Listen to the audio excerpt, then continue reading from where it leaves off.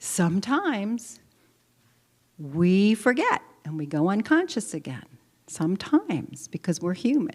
Those old bad habits of thought, those old bad habits of being, kind of sometimes call us back because it's comfortable. Sometimes the known is so comfortable and so compelling that we gotta stay in our little place. We stay in that place of worry or that place of anxiety or that place of resentment because it's a known.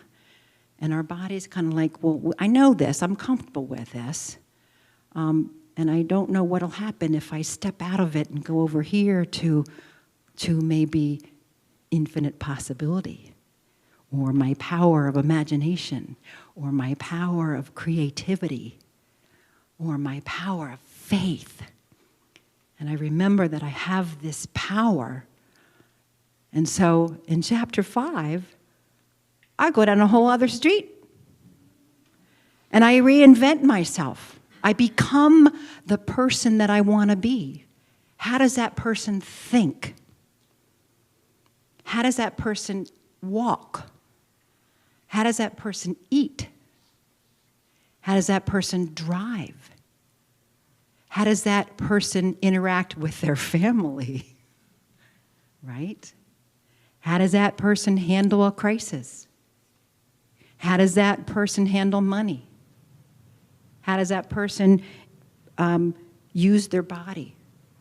So it's about that whole other street, is that whole other being, that whole other persona, that whole other mindset that you inhabit.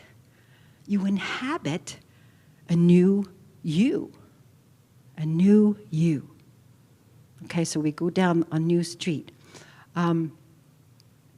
We get to choose in that new life, in that new persona, we get to choose how we respond. But we have to remember that we have a choice, that I can choose how to interact with my mother who's forgetting.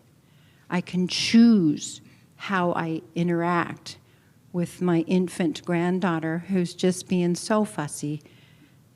Okay, and I can remember a couple weeks ago I was holding her and hanging out with her, and she started to gear up. You know how babies start to gear up and they wind up and out it comes, like, you know, the full-blown infant wah. And what I realized was, because of my spiritual training, I instantly went deep.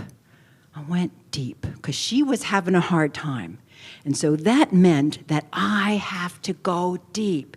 And I got to go to that deep well of unconditional love and infinite possibility. I got to hold that out for her. And I go deep.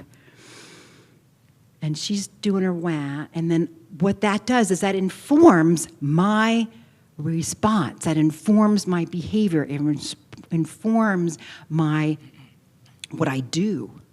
And so as soon as I went down into that place, I got the image. And I got the image that I just have to hold her, and now I have to dance with her. We have to dance. Literally. So I'm holding my infant granddaughter, and we're doing this dance, and it kind of interrupts her pattern, it interrupts her distress. And she starts looking around like, oh, okay, I'm okay. She, you could tell. She's like, I'm okay. I'm all right. It's okay that Mama's not here because I got this weird lady who's dancing around the room with me, right? And so and then we work it out. But I have to be willing to let go of what I think needs to happen in that moment and allow. And the same thing is happening with my mom. I've been having to just let go of what I think needs to happen.